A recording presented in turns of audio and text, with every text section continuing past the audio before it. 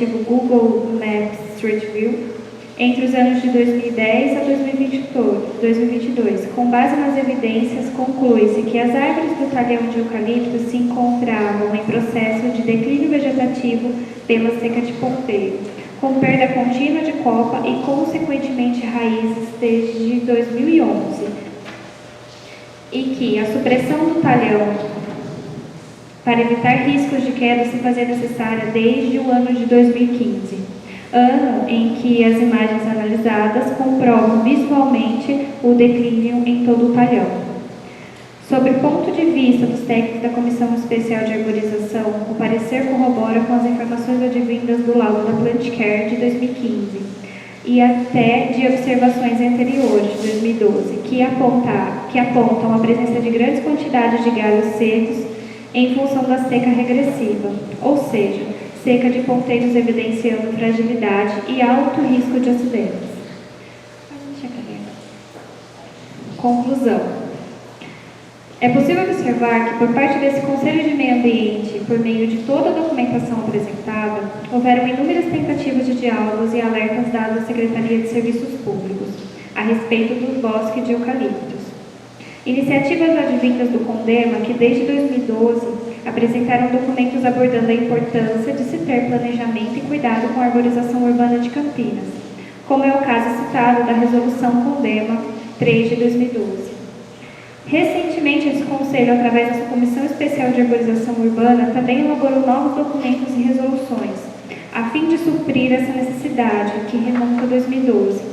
Ou seja, após 11 anos de solicitações, não houve nenhum avanço no tema, e as questões continuam a ser as mesmas, sem providências factíveis para a resolução do problema. Para fins de interpretação do caso específico da queda de árvores do Taquaral, os técnicos da Comissão Especial de Arborização realizaram análise comparativa entre as informações técnicas declaradas nos relatórios emitidos sobre o caso, constando que o relatório do IPT relatou área de apodrecimento no tronco, provocado por fungos apodrecedores e cupins, como formação de cavidade na região da medula do indivíduo arbóreo, ou seja, as mesmas evidências já trazidas no relatório da PlantCare em 2015, que apontava que a inspeção deveria contemplar outras árvores do parque, pois já apresentavam infestação de cupins. Adicionalmente, o relatório do PT aponta diversas fragilidades no eucalipto analisado, como é o caso do apodrecimento de raízes, perda de massa foliar e torrão do sistema radicular pouco formado. Tais informações também foram apresentadas no diagnóstico da PlantCare, ou seja, se as orientações técnicas emitidas no diagnóstico elaborado em 2015 tivessem sido atendidas, inúmeras das questões fitopatológicas poderiam ter sido detectadas antecipadamente à queda da árvore. À época, a empresa constatou mais fragilidade nos indivíduos arbóreos analisados, sugerindo a extração imediata das árvores. O documento técnico apresentado pelo engenheiro florestal Rodolfo Smith também contribuiu com informações importantes, mostrando que já havia indícios de declínio vegetativo no talhão, com consequente perda de raízes evidenciadas pela seca de ponteiro das árvores ao longo dos anos. Essa análise também corrobora com o laudo da PlantCare, que em 2015 observou nos eucaliptos a presença de grande quantidade de galhos secos em função da seca regressiva e seca de ponteiros. Desse modo, pode-se concluir que a queda de árvore do eucalipto responsável pela morte de uma criança poderia ter sido evitada, caso a municipalidade tivesse dado ouvido aos alertas encaminhados por este Conselho de Meio Ambiente e seguido as orientações técnicas exoradas no relatório da PlantCare de 2015.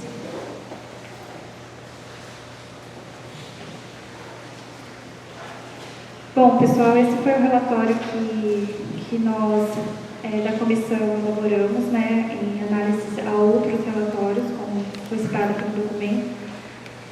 Rodolfo, você gostaria de fazer a sua colocação?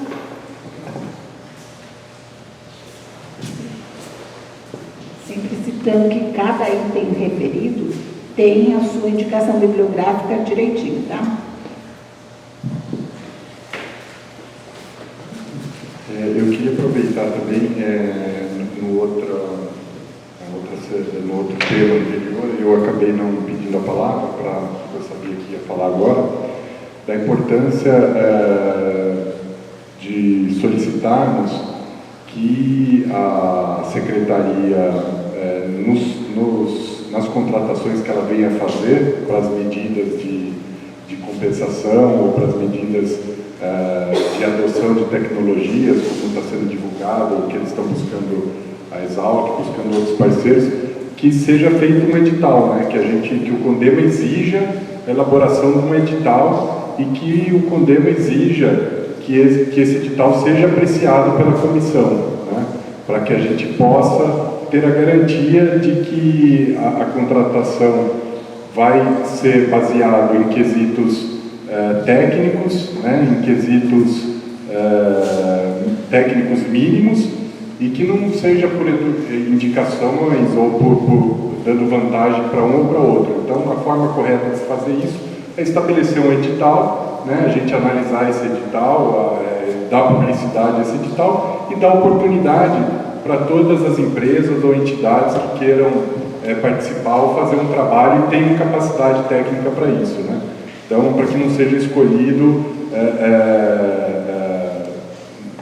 pela Secretaria por questões individuais, mas sim que seja feito um processo transparente, como se exige a lei. Dito isso, eu gostaria só de falar sobre a questão do parecer que eu fiz em relação ao talhão de eucalipto, né? A visão que eu tive para esse parecer é um pouco diferente das demais feitas, porque não foi uma visão como árvore isolada, né? A minha observação foi feita como um talhão de eucalipto, né? Como silvicultura. A gente tem que lembrar que essas árvores, esses eucaliptos que estão plantados, que estavam plantadas, né? Na Lagoa do Taquaral, foram plantados na época que ali era uma fazenda, e aquilo foi plantado como um talhão de produção de madeira, né? De silvicultura mesmo, né? E ele depois foi abandonado, né, como prática de manejo, e que os talhões de eucalipto, eles requerem, né, como qualquer cultura, não requer manejo específico, né? E esse olhar que eu tive, isso me chamou a atenção porque é caminho da casa dos meus pais, e um dia eu estava passando, acho que durante a pandemia, né, por cima ali da ponte que passa do lado da lagoa, e eu observei, olhei a copa dos talhões, eu falei, nossa, tá tudo muito seco, né? Os ponteiros, esse talhão está definhando, né? E aquilo acabou ficando na minha cabeça, e quando veio aconteceu o fato, né, triste aí que a gente foi noticiado, eu entrei na internet, no aplicativo do Google Maps, para observar as imagens que tinham do talhão. E foi aí que eu identifiquei, e está lá para quem quiser olhar, e consegue, tem provas, né, fotográficas, de que esse processo de seca do ponteiro dos eucaliptos no talhão veio ocorrendo e se iniciou com certeza após 2011, né? Porque tem 2010, 2011 são as primeiras fotos que tem no aplicativo. Pode ser que tenha se iniciado anteriormente, mas comprovadamente dá para se verificar esse processo a partir de 2011. E que ele, em 2015, é nítido nas imagens que ele deu o processo se consolidou em 2015, né? Então, onde era possível identificar que boa parte das árvores do talhão estavam com esse problema, né? E essa seca do ponteiro é aquilo, a árvore fica velha e quando uma árvore ela começa a secar e perder folha, isso necessariamente significa que está tendo uma perda de raízes, de sistema radicular, porque a planta ela possui um equilíbrio, né? Isso é muito comum para quem trabalha com bonsai ou trabalha com transplante de árvores, né, de plantas. Quando você vai fazer o transplante de uma planta para paisagismo, você tem um termo que fala sangrar a planta, né? Então você vai lá, você cava em volta da raiz, né, para fazer o torrão para poder tirar. Quando você faz esse processo, a planta perde todas as folhas dela. Só que Se você faz um torrão exageradamente pequeno, você mata a planta, né?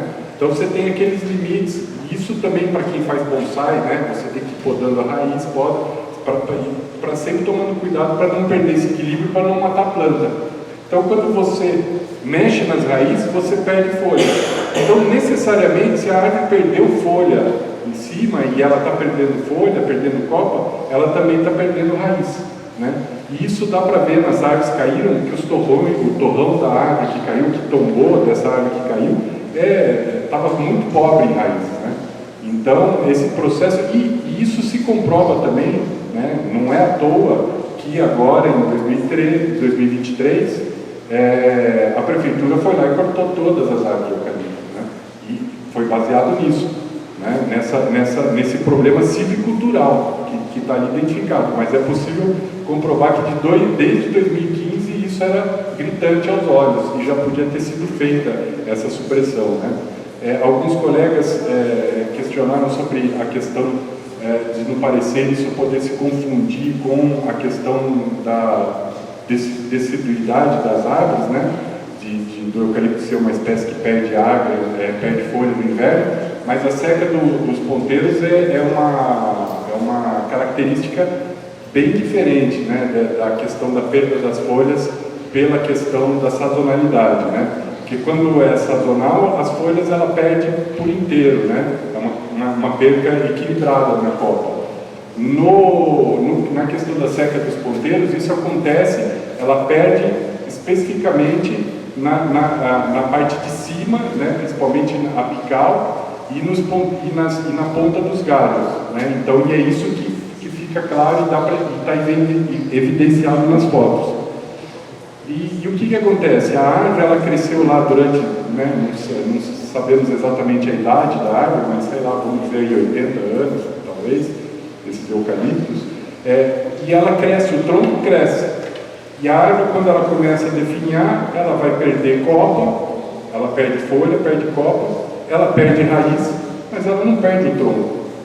Então, chega um momento que, por mais que seja um tronco exuberante, uma árvore grande, fica nítido que ela se torna inviável, porque aquele porte que ela chegou a ganhar, e ela teve raiz, se ela não tivesse raiz suficiente, ela não chegaria nesse porte, né? E a hora que ela começa a definhar, isso prova que ela entra em desequilíbrio, e não tem o que ser feito a não ser a supressão das árvores, né?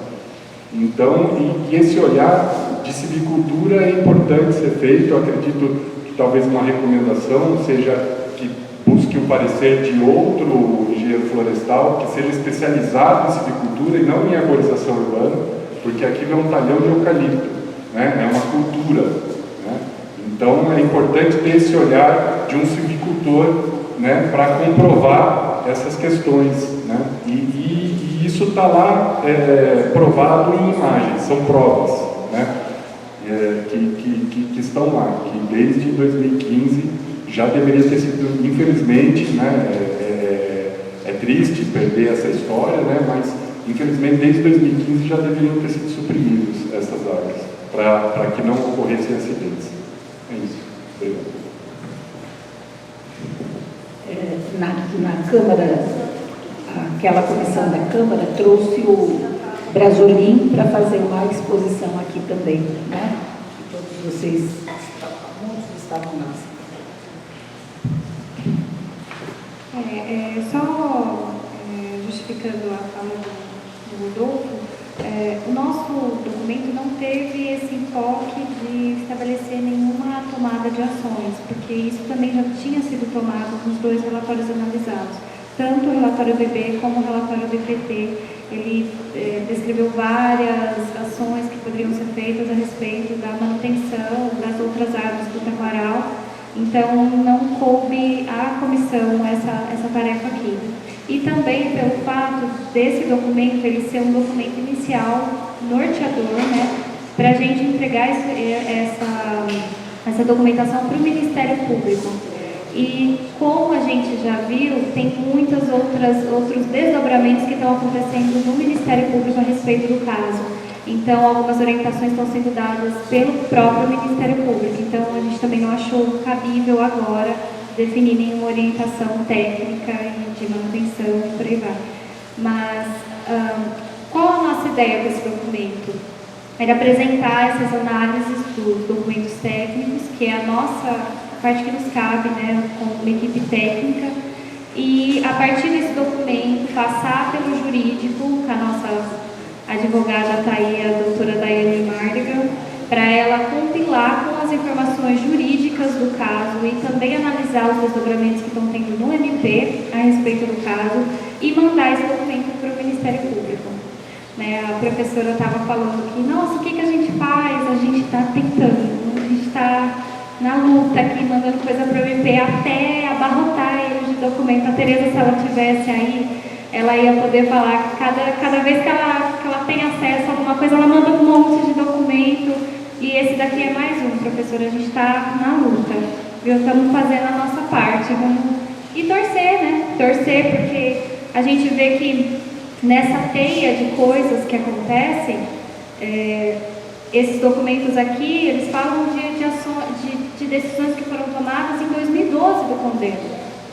E não foi feito nada. Então, nós estamos em 2023, 2 mortes, e muitas mais mortes ocorreram em Campinas nesse meio caminho.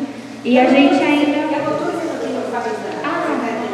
Eu estou dizendo que talvez o que a gente esteja fazendo não é a maneira correta, porque, como você já falou, 11 anos brigando, morreu gente e continua tudo igual. O que a gente espera... o que a gente espera é que esse documento ele pare na mão de quem vai fazer alguma coisa, porque ele está sendo muito claro, está sendo muito específico. Então, o que a gente pode avançar até a parte que nos cabe está sendo feita, mas é também um voto de confiança para outro universo, né? Que estamos todos aqui, todos por uma causa, e a gente nunca teve nesse monte de gente tão capacitada, todos juntos nessa mesma causa. Então, vamos acreditar que esse ponto nessa trama, dessa blusa, né, dessa coisa, a gente está fazendo. Vamos fazer só bem feito, acreditar que lá na frente coisas boas vão acontecer. Viu? Eu acredito muito nisso. Senão eu não estaria aqui.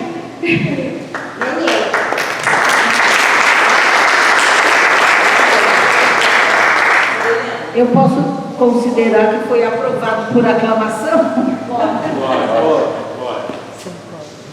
Eu queria só dar um depoimento aqui, né, que nesse laudo de 2015 feito pela Plantcare, eu participei, né?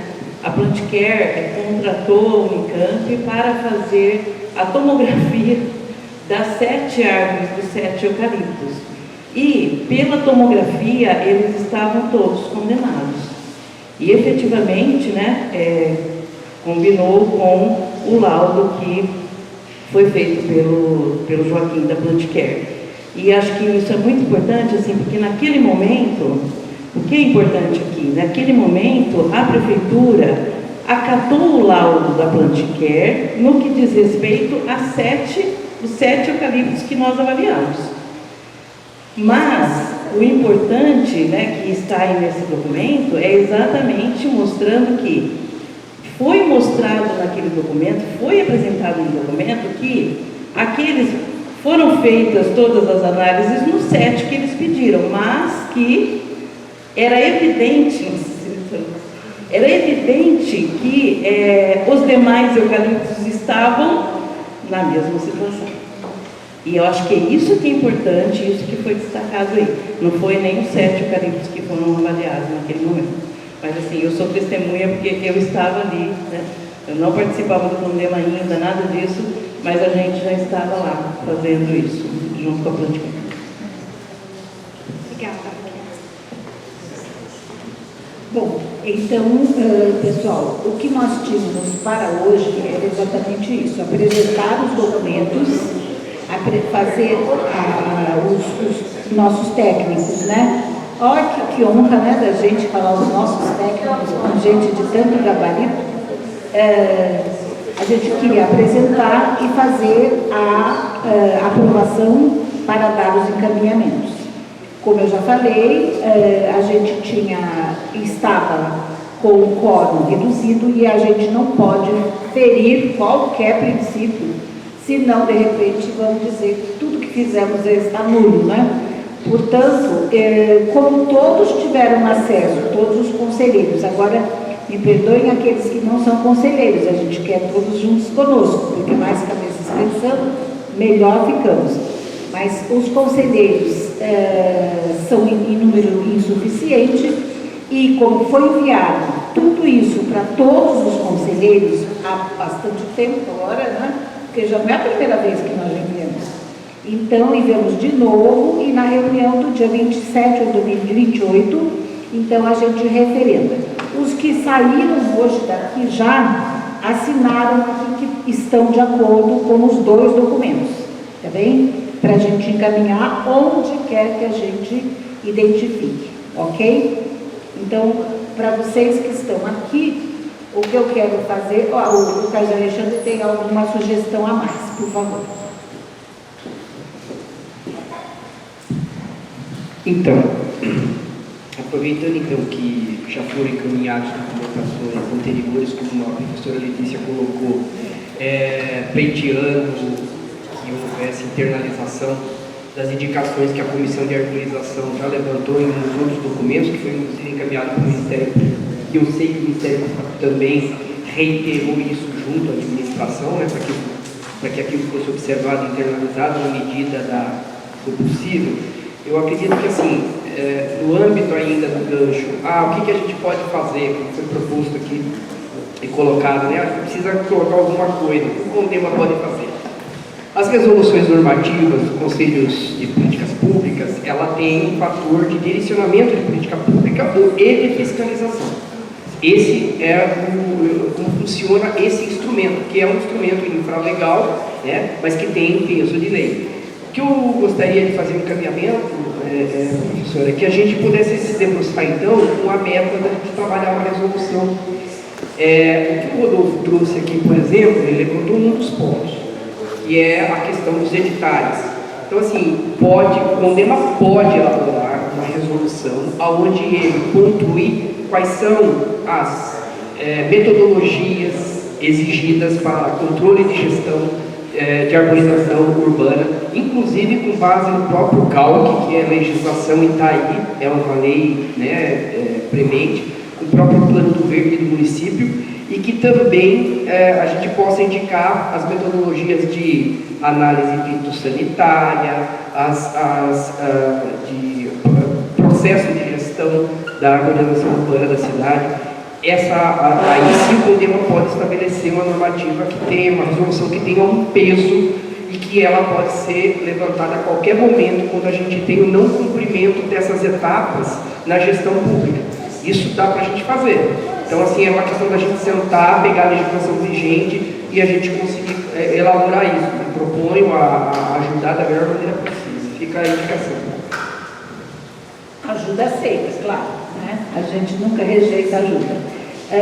Então, se você vai fazer uma minutinha, faz uma minutinha não é por conta de nada, é só porque é a primeira etapa, daí a gente compartilha e vai colaborando. Se você pudesse avançar com essa minuta, que a gente pudesse colocar em discussão na reunião do dia 28, seria excelente. Pelo menos o plano de trabalho e a linha dela, que lei que tem e o que pode ser incluída nela, né? Eu acho que a gente pode fazer o dever de casa. Ok?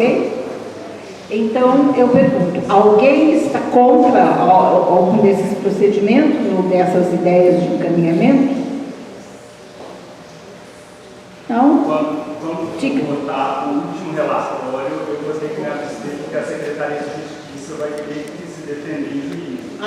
Mas o primeiro, para encaminhamento dos laudos para a Prefeitura, né? O secretário de Serviço Público, eu sou... Entendi, perfeito. Quer dizer, a notícia de fato, de qualquer modo, vai acabar chegando a você na sequência. Então, isso já fica registrado, que tem a abstenção do Rodrigo, ok? Então, considerando que nosso secretário executivo, eficientíssimo, está cumprindo sua mais agradável função, que é comer um pedaço de bolo que ainda tenha sobrado, né? Eu posso dar por encerrada a nossa sessão, reiterando que esta instituição, a Guardinha, está aberta para a gente fazer quantas reuniões forem necessárias. Eu quero dizer a vocês que a Guardinha está no conselho, para quem não sabe, porque ela tem uma propriedade, aliás, tem duas propriedades rurais. Uma de 4 alqueires, que é lá no Jambeiro, perto do casarão do Jambeiro. E lá agora já é, tecnicamente, um centro de educação ambiental. Só que falta fazer isso ou aquilo que depende de um cumprimento por uma empresa de uma sentença judicial. Mas o outro, que é a Chácara Guaraúna, tem 5.000 metros de mata preservada, onde a gente tem um eucalipto centenário. Então, a gente pode marcar para fazer uma visita ou fazer uma próxima reunião no sítio Santa Rita. No outro, a gente não tem lugar para acolher todas as pessoas, tá bom? Faz. Essas áreas, essas visitas de câmera, em função da febre maculosa. Ah, sim. Já posso te dar uma informação. Então, eu posso até dizer, me perdoe, a gente já está aqui, quem ficou é porque está querendo ficar. Uma das estratégias de trabalho naquele espaço do sítio Santa Rita, que é perto, lá no Jambeiro, é fazermos uma trilha que vai do sítio até o casarão do Jambeiro, que é a sede antiga da fazenda que havia naquela região toda. Só que ali, já na região do Jambeiro, é bastante forte a endemia da febre maculosa. Então, a primeira ação que a gente já fez foi chamar o Devisa. O Devisa já fez um relatório e já nos trouxe procedimentos. Então, eu sugiro que quem vá conosco possa ir, e o Carlos Alexandre conhece bem, não precisa lá mergulhar nas plantações, né? Pode ficar lá mais na parte da sede, e ali a gente não tem perigo, tá bom? Ok? Mas estão todos convidados. Eu acho que a gente podia fazer uma reunião lá, não? Podemos fazer uma... vocês podem conferir, porque a gente já conseguiu fazer a recuperação de toda a APP. O sítio é limitado por cursos d'água. São 4 alqueires. Então, 3 lados deles são com córregos. E aí toda a APP já foi replantada, e o último espacinho que sobrou, o Carlos Alexandre está responsável com a empresa dele. Ele é uma dos pequenos braços que vão formar o Capivari. Ok? Gente, vocês querem que a gente peça o quê? Pizza? Cada um lá o seu? Hã? Eu faço pizza, vocês podem fazer negócio. Bom, então, olha, está encerrado. Agradeço imensamente a presença de vocês. Então, vocês vejam que, de fato, foi o que a gente falou. Nós temos 2 focos. Um é o técnico ambiental, dos engenheiros florestais, dos biólogos e tal. O outro é de articulação social, discursiva, de linguagem, né? Ok? Um abraço para cada um.